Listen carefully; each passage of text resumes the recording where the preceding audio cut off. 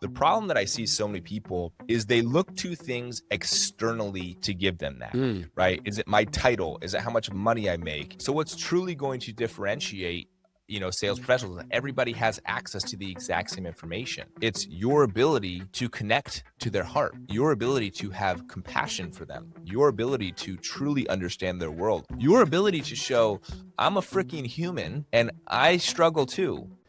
Assalamu alaikum wa rahmatullah. What's up, everybody? Welcome to another episode of the Deen Deals podcast. We have an amazing guest today, Alex Kremer, who used to be my manager at Outreach for just over 3 years. And we have gone through a lot together. So I am super excited to have you on, brother. How are you doing today? Dude, I'm doing phenomenal. It's funny. I was actually thinking prior to this podcast, I think when I started managing you, it was your first ever closing role. And it was at Outreach when Outreach was like just starting to kind of get some legs under it. And I still remember the first few deals, but I remember like the first like 100K deal that you closed, and we're like, we did, you did. It's such an awesome moment when that happened. Yeah, man. No, I do remember. Yeah, I had just left DocuSign, and it was my first closing role. And you were, I think, a first-time manager too, right? Yeah, I think I had started managing some people who had been promoted from SDR to AE at Outreach, and who had been in the AE role for a while, but didn't really have a manager. And you and a few other people were like my first outside hires. Okay. Yeah. That I brought on, that I needed to onboard and train and everything like that. Man, good times. I believe it was right before I got married. So it was like spring or summer of 2019. I remember that. It was a good time in the office. Remember Clara, Laura, Declan. Oh my God, it was a good time, right? That was one of my favorite times of my career, where it was like, it's challenging. I don't want to say it's challenging now, but sales has evolved so much. It's like 2018, 2019 was such a high point for tech sales. Everybody had budget. Everybody was buying software. A lot of people put, I'd almost call it their identity in tech sales. And like some people would ask you like, hey, so tell me about yourself. You'd be like, oh, I'm an account executive at Outreach or Microsoft or wherever it is that you were. And now it's like, if you ask people about themselves, that kind of comes as the third or fourth thing they typically say about themselves. It's just the evolution of tech sales. No, 100%. I mean, before that, you were at Microsoft, right, for a while, and then just under 5 years. 5 years. Outreach, you were a rep for top rep for a while, got promoted to leadership, and then obviously at that point we were together the whole way. You went to different companies. I followed you to a couple, and then you actually kind of left corporate kind of sooner. Can you give us like a quick 30-second minute overview of like, how do you get into tech sales originally? What in the first place? How did you even get into Microsoft? What led you to be into Outreach at that moment? And then we'll kind of take it from there. So I went to University of Washington, which is based in Seattle. And of course that's Microsoft headquarters. And I had no idea what I wanted to do after college. All I knew was I loved people and I wanted to lead people eventually. And Microsoft was just a place that had enormous opportunity of many different paths to go. And so I ended up joining, started selling to state and local government, moved down to San Francisco, was selling to Silicon Valley organizations for 3 or so years, got my at-bats as an enterprise rep. And then I was like, you know what? I would love to try a place where they don't know the name, right? I have to do like legitimate discovery, give great demos, like learn how to negotiate really well. And so I joined Outreach when it was about 25 million in revenue, give or take. And I got punched in the face repeatedly of thinking I was at Microsoft, I was like number one on my team for 3 years in a row. I was like, oh, I'm such a hotshot guy. And then I go to Outreach and I'm like, wow, I know nothing. This is really hard. I was selling to sales engagement to VPs of sales and CROs, which is just it's a different type of sales. But I loved it. I really loved the challenge of growing. Really, I always used to say is moving from the identity of a sales rep to a sales professional. Or it's like insert product or service here, and I know how to ask you powerful questions, drive a great sales process, and all that sort of stuff. And after a year there, I got AE Rookie of the Year, and I got the opportunity to lead and to build out our SMB organization, which of course that's where I met you, Mohammed. Moved up to the commercial team. I kind of became branded as like the the culture inner game type of guy. I was doing, as you kind of mentioned prior to this podcast, we would start a lot of our team meetings with Wim Hof breath work, which is not the most common thing, I would say, for people to do. It's a little bit edgy, it's vulnerable, and it kind of became like this is what we're different, we're weird, and we kind of owned it. And it, not only did we consistently fight for the number one spot, but we just a phenomenal culture. Like it was a really good crew. And they asked me to go out to New York to open up our New York office, which I did, and I recruited you along the way to do that with me. You didn't come to New York, but you were on the New York team, Right. living in North Carolina. That was right when you moved to North Carolina, Yeah, that right? was the time when I was thinking about moving to North Carolina. So I was like, you know what? You were telling me that too. Might as well move. And I was like, hey, man, I can't make it all the way there, but I can make it on the same time zone. Does that work? Yeah, I was like, if I can have you on my team, absolutely, yes. Oh my God. And then, yeah, did that, and then moved to Catalyst, was head of sales there for a year, and then now I run Alluviance, and I support sales professionals, leaders on the craft, and also the inner game, and we throw retreats and all that sort of wonderful stuff. So I love it. We're gonna spend some time at the end for sure, like diving into Alluviance because I think the audience wants to hear more about that. Question for you. So who recruited you to Outreach? Did you know Mark Costigal before, or how did you get to Outreach? it's one of those things that when I was ready to leave Microsoft, I was like, all right, what is it that I want to do? And is it like, do I want to work at LinkedIn? Is it Amazon? Is it all this sort of stuff? And I actually was hitting my head on the ceiling because I didn't know what it was. And so what I did is I actually chose to change the question that I was asking myself, as opposed to what is it I want to do? Who do I want to be? Right. And I knew there was three things that was really important to me. Number one, I wanted to be a nasty sales professional, right? And that meant I needed to be really challenged to grow and to learn. Number two, I wanted to be a phenomenal leader, right? And whether, find a place I could right away be a leader or find a place where I knew I could grow into one. And number three, I wanted to learn really what it meant to be part of a phenomenal culture, not just a bunch of individual contributors who happen to report to the same manager, but like a crew, like a belonging.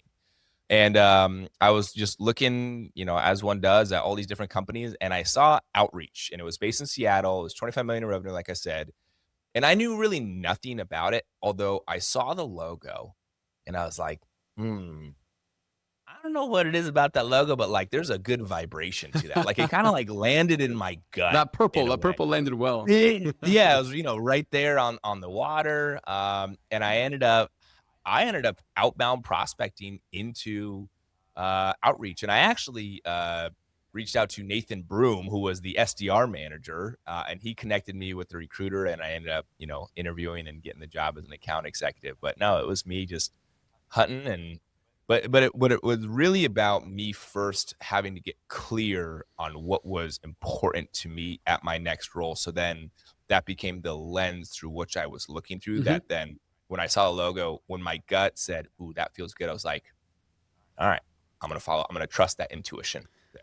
I love that. I love that. See, what you said about that was, what's different from what you said from what I hear a lot of people thinking about these days is like, oh, how much can I make? Is it a good brand? Like you were focusing on you and yourself and what kind of person you want to become. And I think that's why I believe you grew so much in those, 3 to 4 years, as it would probably take someone 10 to 15 years to grow. I think you expedited that just due to knowing what you wanted and surrounding yourself with the right people and the right environment. So that's beautiful. Yeah. I actually took a massive pay cut when I went to Oh, Outreach. from Microsoft, you took a pick up to go down. I Oh, took a pay cut, yeah, okay. and, So, I was an enterprise account executive at Microsoft, and I went down to I was kind of working SMB commercial yeah, accounts. It wasn't, I was just like, I don't care about any of that. I care about my growth, yeah. and, worked out.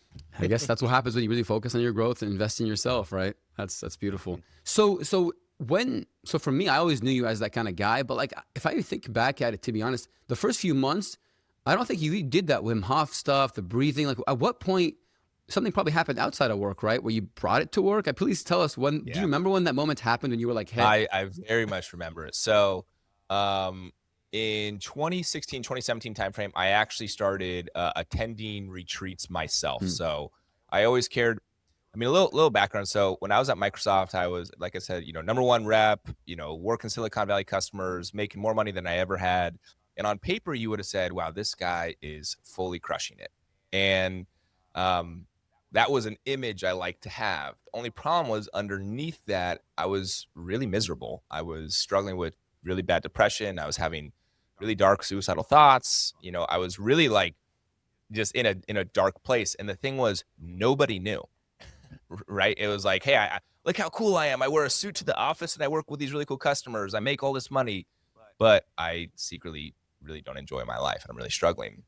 And so I sought out help, and I ended up going to my first retreat, and fell in love with it. And the retreat and the community that I ended up joining, actually for 5 years, focused on people who, how do you improve as someone who influences other, whether it be sales or leadership or being a founder, but also it brought in a lot of meditation and breath work and just a lot of like shadow work, like inner work, essentially. And I was going to quarterly retreats. I started working with a coach every 2 weeks. I was joining weekly calls. Like I was really just like on this inner work path.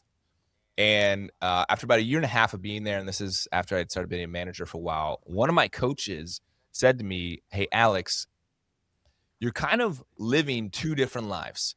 You're like this tech sales leader guy by day, and you're kind of this like spiritual inner work guy by night. When are you going to combine them?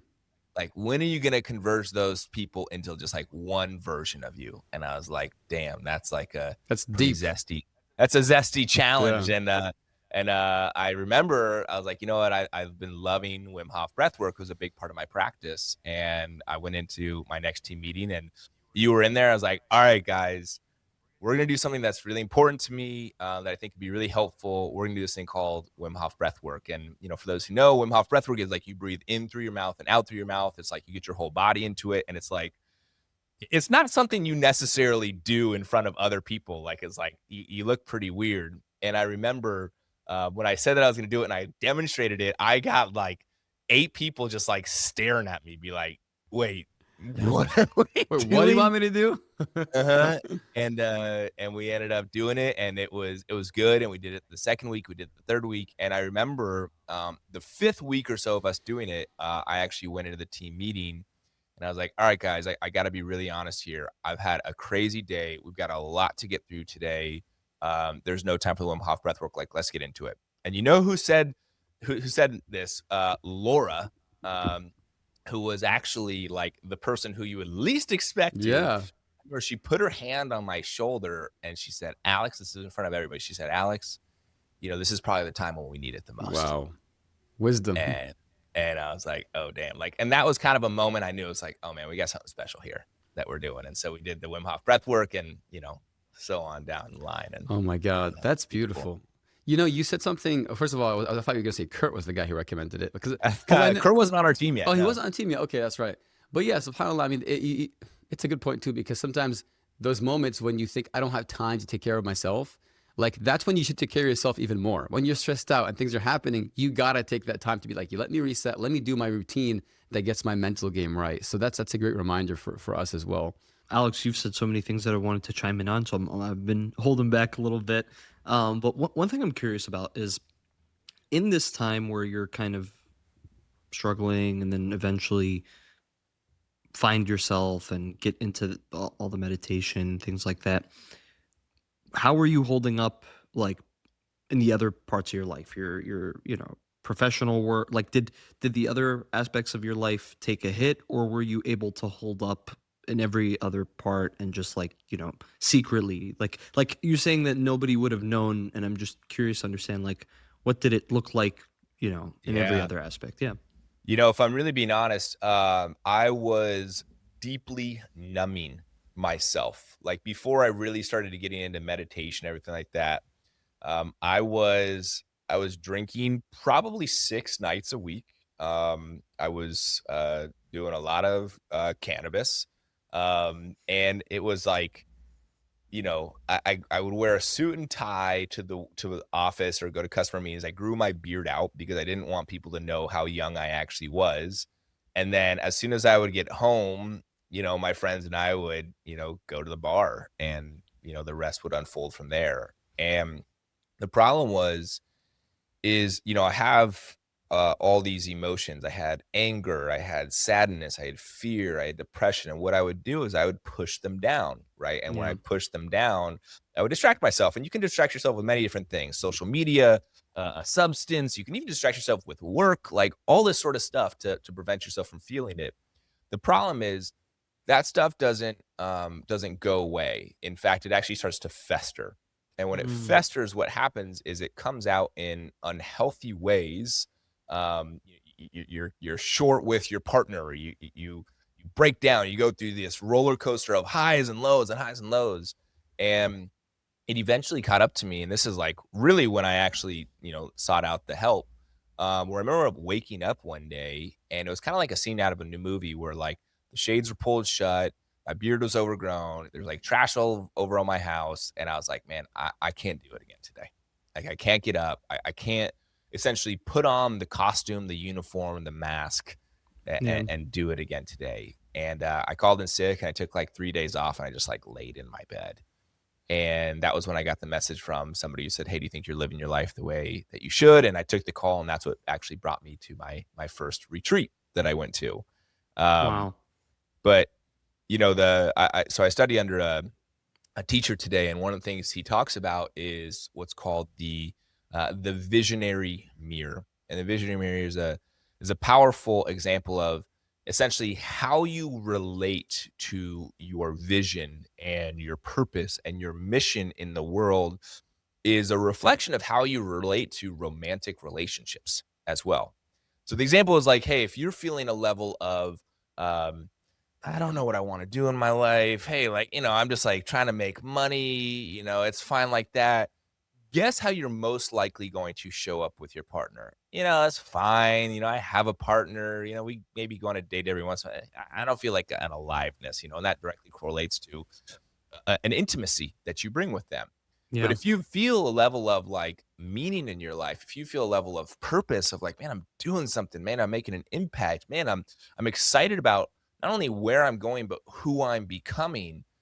Guess how that's going to show up in terms of how you relate to your partner, right? Yeah. It's And like that saying, how you do one thing is how you do everything. Wow. That's really interesting. 100%. Yeah. And so, I'll even relate it to sales. It's like, this is like one of my favorite sayings. It's like, yes, of course, the tactic and the strategy is important.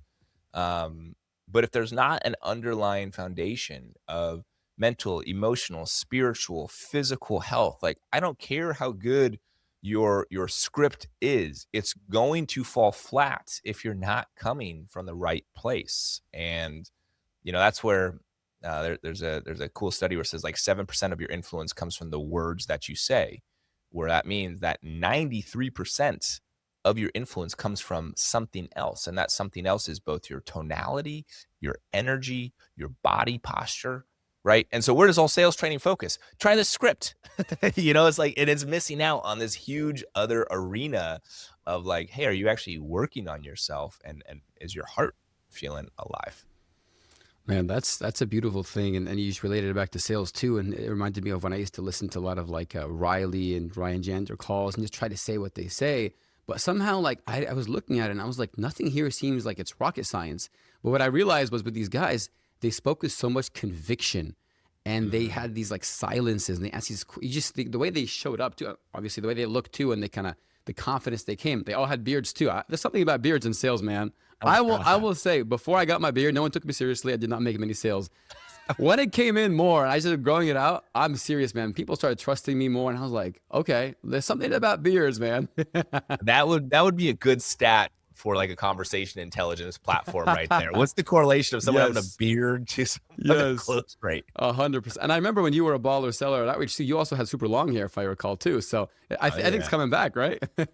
Oh yeah. It's funny. The story of Samson and Delilah. It's actually in the Old Testament where Samson, he had all of his power in his hair. Oh, I didn't know that. Yeah, the strength from God came from his hair. Hey man, looks they do play a big role. I think it's not really about like how long, in my opinion, like the hair. It's like the confidence that it gives you. Like to me, I didn't feel like I was young. I didn't feel like I was. People couldn't trust me. Like I felt like if I shave my beard off now, I look 10 years younger. I don't feel as confident when knowing that people don't take me seriously. So it's definitely a thing there too. Well, thanks for sharing that, man. That's definitely a powerful, a powerful thing. When you think about the mental aspect, right? So for most people that don't think about this, they just show up, they think it's about what you say, it's about the product itself. How would you start to, if someone for the first time is hearing this mental stuff and they're like, you know what, I believe it. Where do I start? Maybe I don't have money to go to retreats right now.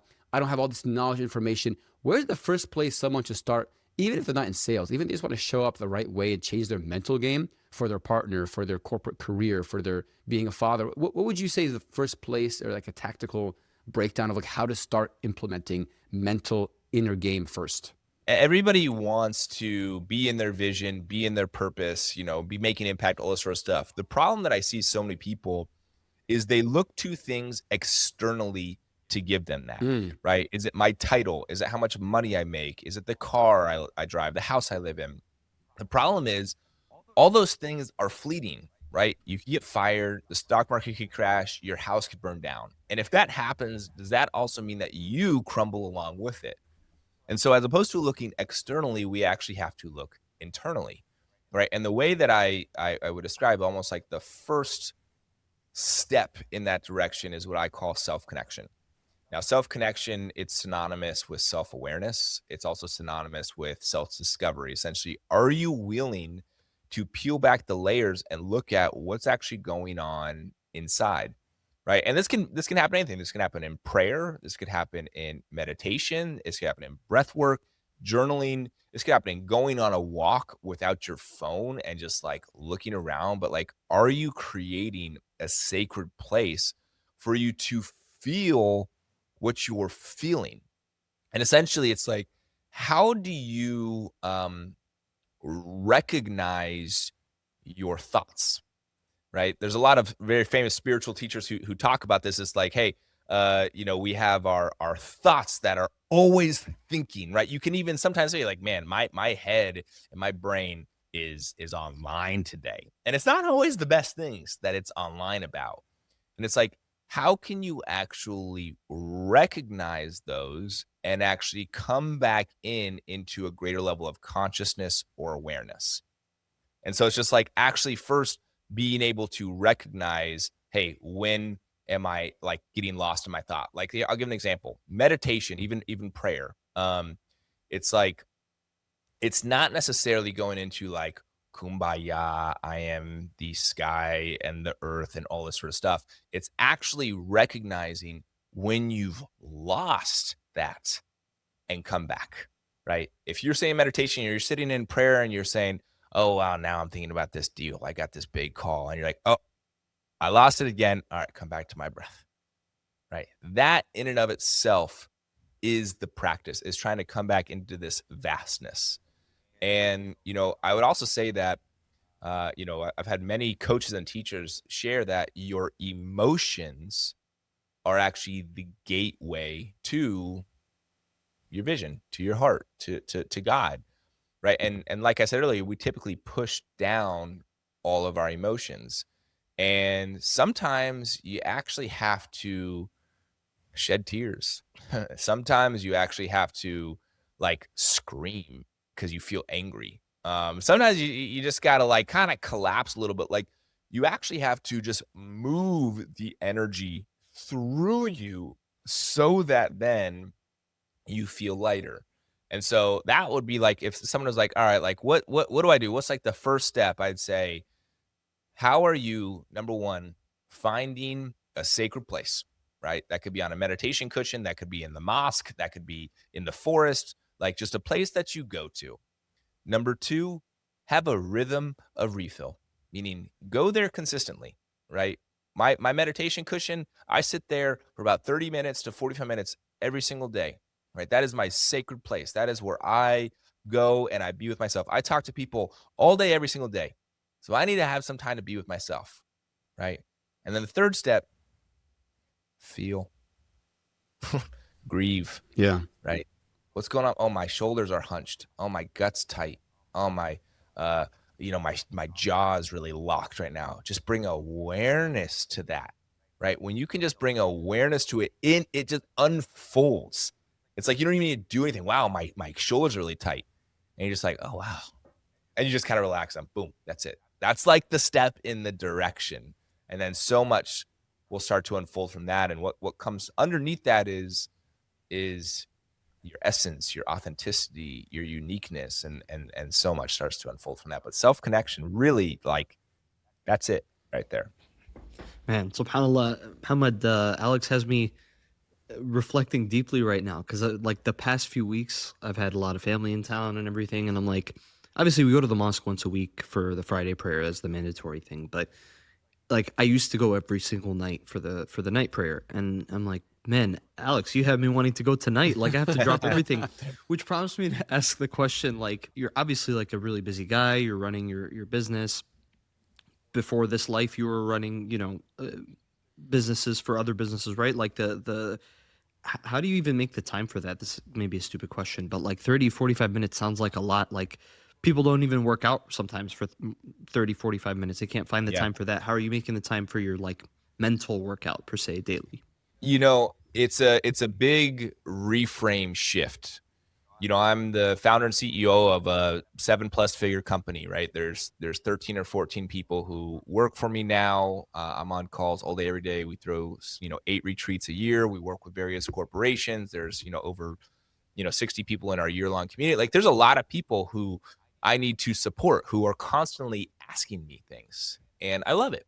And that's all. Like if I had like a job description, right, on a one pager, all those things that are in there, you want to know what also is on my job description? Time for myself. It's like actually a part of my job. It's not separate. It's like, oh, am I going to be able to find time to do this amidst like me actually doing my job? It's like, no, time for myself is actually a core component of my job. I'll share a small anecdote. Is I was actually at a retreat in Costa Rica, and I met a shaman, and I didn't even know what a shaman was, and I actually went up to his name was Chris. I was like, dude, yeah, you're awesome. Like he was just like coming from this vibration. I was like, well, I just feel this guy so much. I was like, can I just ask you a question, Chris? What's the job of a shaman? What do you do? What does it mean to be a shaman? And his answer to me was this. He said, the job of a shaman is to keep my channel clear. Another way of saying that is that to keep my direct connection to source, to God, like pure, right? Because I can let a lot of things get in there, right? I can let my job, I can let my, crying babies, I can let my wife, I can let all this sort of stuff get in the way. But if I can actually have dedicated time to myself, which is another way of dedicated time to me being with, God, that naturally allows the wisdom and the insights and me to actually feel the love that's all around me. And so, yeah, you make time because it's actually part of what your job is, from my perspective. So I think what you're saying, Alex, is you're not separating. You're going back to the whole thing about your original teacher saying, like, when are you going to combine your personal, internal self from 5 to 6 a.m.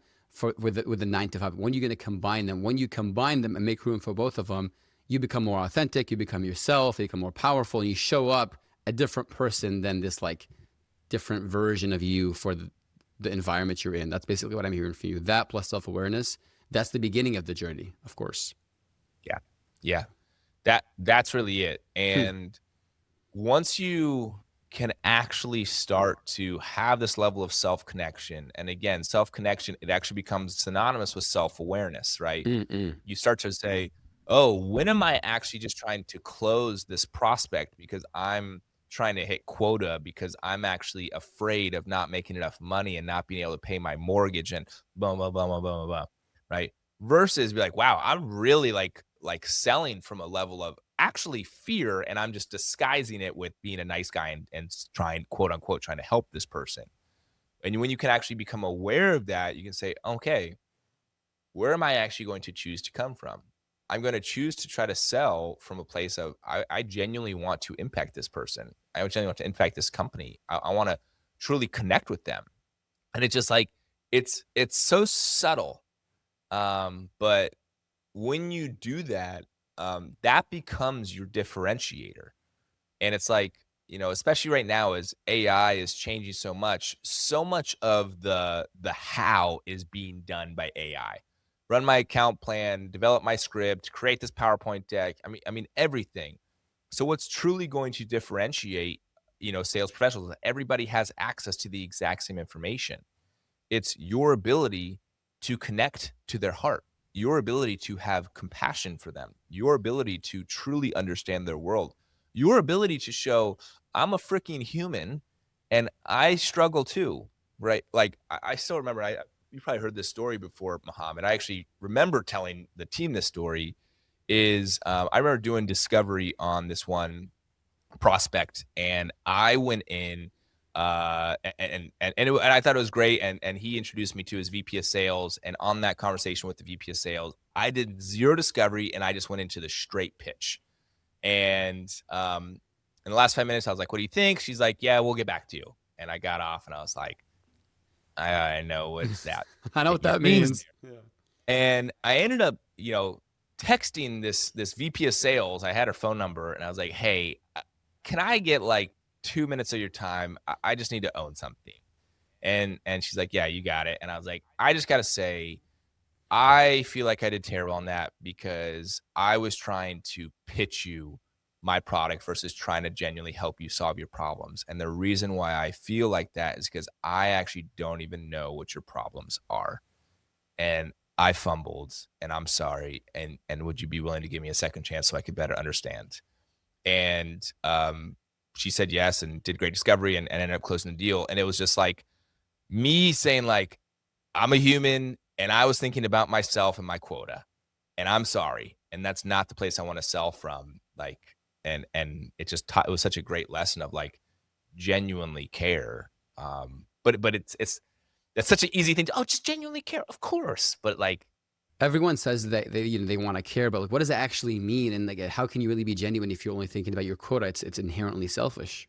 So yeah, I also remember one thing, by the way, that story I do remember. And I think it was a great one too, because it reminded me of like, hey, like actually your job is to think about how you're going to make them feel. I remember you taught me before a call, take 5 minutes before, get that breath work in, confidence. If you prepare right, go in with the mindset of, hey, I'm here to help them. If I can't help them, I don't even want to take their money. And then they feel that conviction when you hop on the call. It's like, look, you're telling me X, Y, Z is happening. You have these goals you want to achieve. Here's why I believe I can help you. And I can't help you in these areas. I can't solve all your issues, but I can solve this one. I can prove to you why. Naturally, they'll want to be the ones saying, okay, where do we go from here? Because they get that you're coming from a place of abundance, as you always used to tell us, not scarcity. You're not like, oh my God, I have no more deals. I have to do this. People can sense commission breath. Like it's obvious when someone wants to close a deal.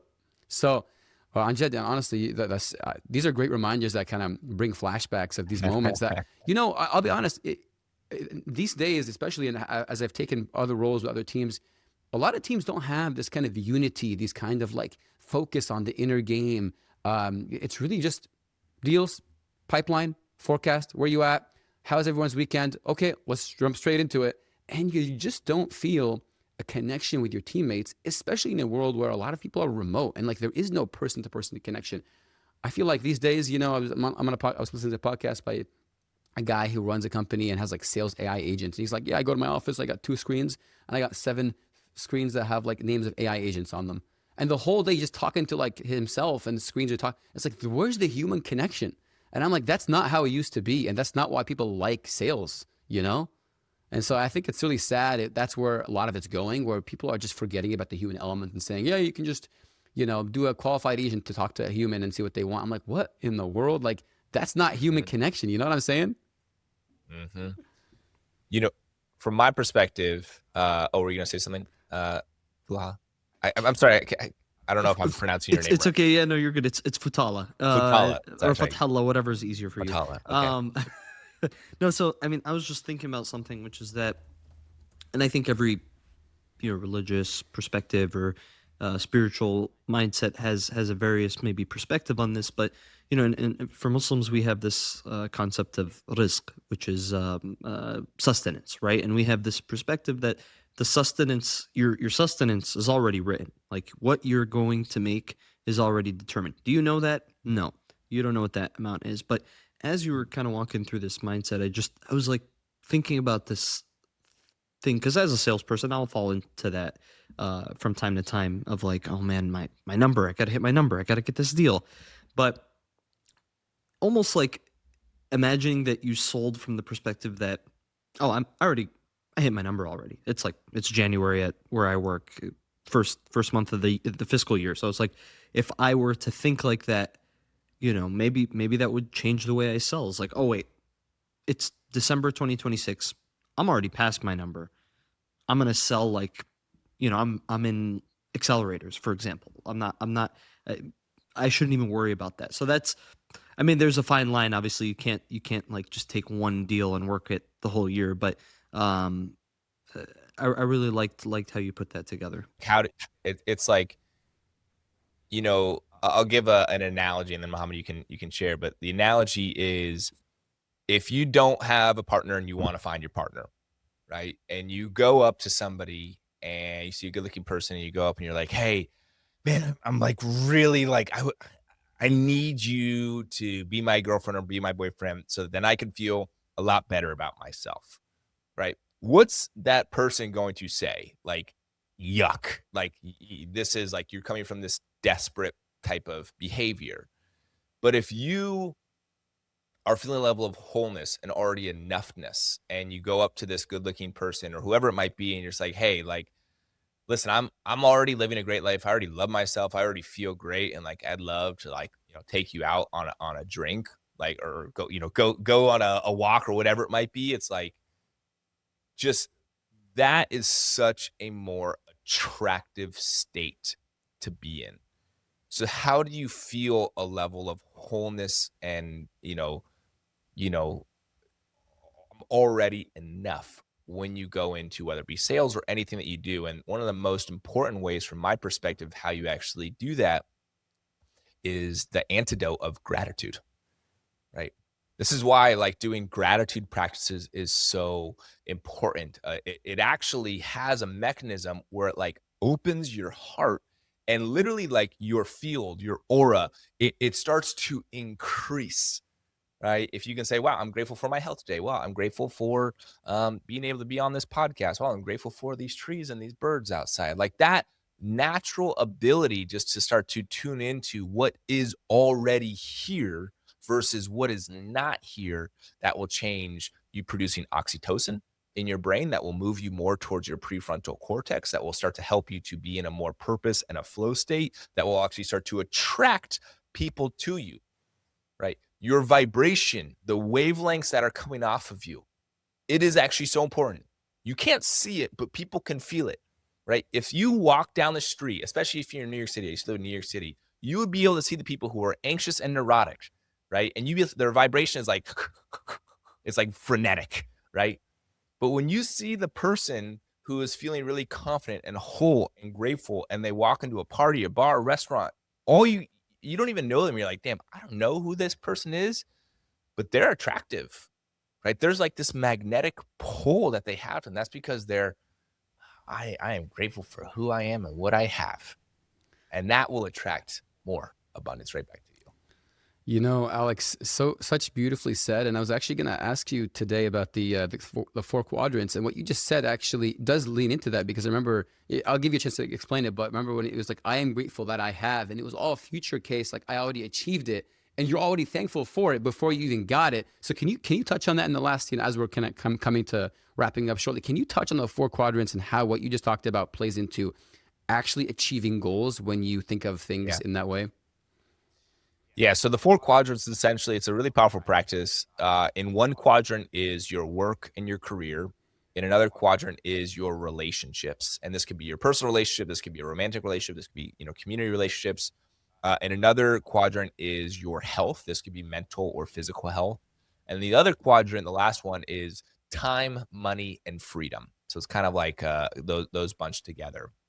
And what we do, and we do this at the very beginning of each year, and sometimes at the beginning of various quarters, is I would have people write down, hey, what do you want to have in each one of these quadrants, right? And try to be as specific as possible, right? Hey, I want to make $300,000 this year. I want to, take my wife on 3 amazing vacations, right? I want to have, I want to have a 30-minute, I want to go to the mosque every single night, right? Whatever it might be. And essentially what you do after you write those down, you print it out or you have it on a piece of paper. And every single morning, as part of your practice, you actually read those things aloud. But you start with, I am grateful that I already have, insert whatever it is that you said. And what actually you do is you actually feel in your body, like somatically, what it's like to already have these things, right? I'm grateful that I already have a 300K W-2. And you can feel what it's like actually looking at your W-2 and seeing the 300,000, right? Right. I'm grateful that I already took my wife on a vacation to Hawaii. You feel what it's like with that water hitting your ankles on that white sand beach. Right. And what that does, that again, that changes the state from what you're coming from. The last piece of that, though, after you go through these things, and sometimes a longer practice, and sometimes you just want to focus on your work or whatever it might be. Once you are actually now in that state, you say, okay, what is one action I am taking today to bring that vision to a reality? And why that's so important is because when you actually put yourself into this higher vibrational state and you take actions from that place, that's the more pure actions that's going to attract that similar vibration back to you. But if you're taking actions from, oh God, what happens if I don't hit my quota? Oh God, what happens if my wife is going to be mad at me again because I didn't take her on a vacation? And you take actions from that place, that's coming from a lower vibration. That's coming from that frenetic state, and that's going to only attract that back to you. So that's the practice. I'm grateful that I already have, feel it in your body, and then take actions from that place. It's a beautiful thing. I'm happy you broke it down because that is such a powerful thing that you did with me. I think it was 2021. And when you were doing it, helping me do it, I was giving you these goals that I had, but I'll be honest. I was like, yeah, I mean, this is kind of like maybe one day, but I'm not going to mention the exact numbers, but I will say we hit almost all of them.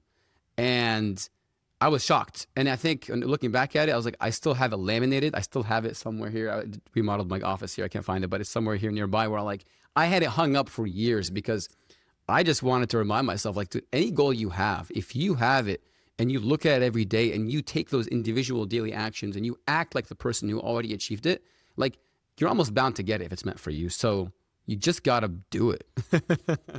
I love this. I was just telling Mohammed the other day, we did a quick recording and I was like, dude, have you done your resolutions yet? Like, yeah. I'm always team do your resolutions because it's such an amazing thing to look back and say, oh, I achieved this and that. But I was like, I've heard a lot of people are like, don't even set them this year. Like 2025 and 2026, same thing. Like, it's just a change of days. And he's like, just wait till we talk to Alex because you're gonna want to set them. So that prompts me to ask, do you at Alluviance, do you all sell, did I say it right, by the way? Alluviance, yeah. Do you all sell or do you have the framework out there that people can like print or whatever? Or is that something we're going to work on together, Deen Deal X Alluviance? Like what's the situation there? Potentially, yeah. I mean, so we throw retreats. We have a community. We do Zoom calls. I've got an online course coming out here in the next month or so. And that's a core component of one of the practices that we do whenever we're actually doing vision type of work. We'll always do the quadrant exercise. It's just like a helpful way to get clear on things. Can I say one thing? I wanted to bring this up on this podcast. Yeah, definitely. So I managed Mohammed for 3 or 4 years, whatever it might be. And I don't know if you've brought this up, but Ramadan. Yeah. Have you brought this up? Have you shared this before? On the podcast? Maybe, but go ahead. So there was something about, so obviously Ramadan, you guys, you fast during the day, and you do it for a month. And so the first year you like blew out that month. I remember I was like, wow, like this was one of your better months that you had. And then the second year over Ramadan, you also had like a fantastic year.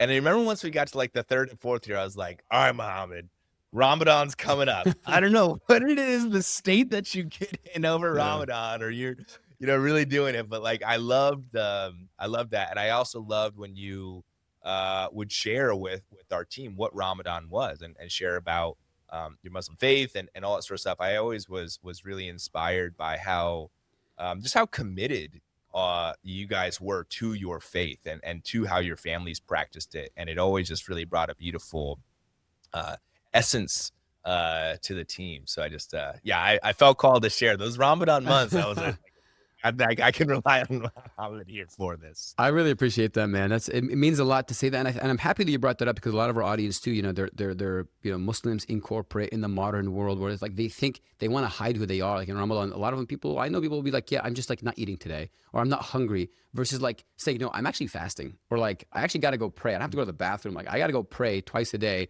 I need a 10-minute break during the SKO. Is there somewhere I can pray? I used to think people will look down upon you, but I found that surprisingly, talking to you and others in the field, like people actually were interested to learn and to ask you, like, what does that mean? Why are you doing that? Of course I can support you. So what's your perspective on that? How did you feel when I first brought it up? Like, hey, I got to pray here. I can't do this. I'm Muslim. I don't drink. I can't come here, but I can come here. How did that make you feel as a manager when someone that brought that up to you? I loved it. And, I don't know if I'm different than others, but I'm a very spiritual person, and I've studied many different faiths and religions. I just I'm really grateful to God. I mean, you were the first Muslim who I ever managed, and I didn't have many Muslim friends, and I was like, hey, like, you guys are so committed to your faith, and the fact that you fast for a whole month, the fact that you pray multiple times a day, I'm like, I'm inspired by that. Whatever, your beliefs are. And I think being able to bring these different perspectives, I think that's what the world is needing. I mean, with everything that's happening within the Middle East, with everything that's happening with, I mean, it's really like there's a ton of stuff that it's like, geez, like this is rough. And the more that we can just bring in unique perspectives and just be curious, like that's it. Just be curious and want to be like, wow, that's different than how I think, and that's pretty cool that you think that way, and that's it. I think that opens up so much. I appreciate you saying that, man. I think a lot of people need to hear that, and I'm with you too. Like being curious, asking questions, not be scared of something you haven't heard or seen before. Like, people immediately think, even in our religion, someone never heard of something, like, oh my God, is that even allowed? And it's like, maybe you haven't heard of it, but that's a you problem, not a me problem. Like, why don't you ask and find out, instead of just being like, oh, we don't do that. Well, maybe because you guys were not exposed to this, but maybe it's a good thing. Mm-hmm. SubhanAllah. Mm-hmm. Well, Alex, I know we're coming up on time here. I want to be respectful of your time as a busy CEO. I want to give you a chance to plug Alluviance a bit more. Tell the audience, where to find you. If someone just resonated with what you said, they're like, oh my God, he mentioned retreats and stuff like that. Like, if I want to learn more, where do I go? How do I hit him up? Where is Alex available? How can I talk to him? Can you plug yourself and Alluviance a little bit? Yeah, I appreciate that. So, Alluviance, so we are an organization that we support sales professionals, sales leaders, and founders on both how to master the craft of influence and also work on the inner game. So we really blend the left brain and the right brain. So we have a chief sales trainer that teaches tactics and strategies, and we also bring in a lot of the meditation and breath work and inner work to help you gain clarity on who are you, why are you here, and when I have the anxiety, stress, burnout come up, what the heck do I do with that? And we throw retreats. We're actually launching our first ever online course. It's going to be a live cohort based model. So it's going to be online and a live portion of it. There's going to be some one-on-one coaching with that. That's going to be launching at the end of January timeframe. And we've got a year-long community that people come, and we do a lot of things for people. We also work with corporations and do engagements with their sales and their leadership team. So we're here just to bring meaning and purpose and community to the world. And I'm on LinkedIn, Alex Kremer, and we got a newsletter. I'm on Instagram, all that sort of wonderful stuff. So Wonderful, Alex. Well, like for me, I could personally talk to you for 3-4 hours about all these things. I wouldn't get bored because I'm very passionate about them. I know Futhallah, he's been texting me on the side saying favorite episode so far. Sorry to expose you, man. He's like, oh my God. I was like, I told you, man. I told you you're gonna like this, but I know, everything has constraints in life. I'm gonna let the audience say, if you want more of Alex, he just told you where to find him. We're gonna have to stay in close contact with your online course. I would love to kind of share with our community and like, hey, like check this out. We'll maybe partner on some things too if it could be beneficial for you and us. But yeah, let me know. I would love to kind of keep this going further. We'd love to have you on again in the future and kind of talk about other things that we have not had time to touch on. But man, Alex, it was great seeing you again, brother. It's always a pleasure. Too. Always a pleasure. Thanks again, Alex. Everybody, please make sure to subscribe to the newsletter that we have down in the links. Also, the YouTube channel. You can hear this episode on Spotify, Apple Podcasts, wherever you want. There's a funny stat that I keep mentioning every time. It says 80% of your listeners are repetitive listeners, but don't subscribe. If you support us, please make sure you do. It helps a lot.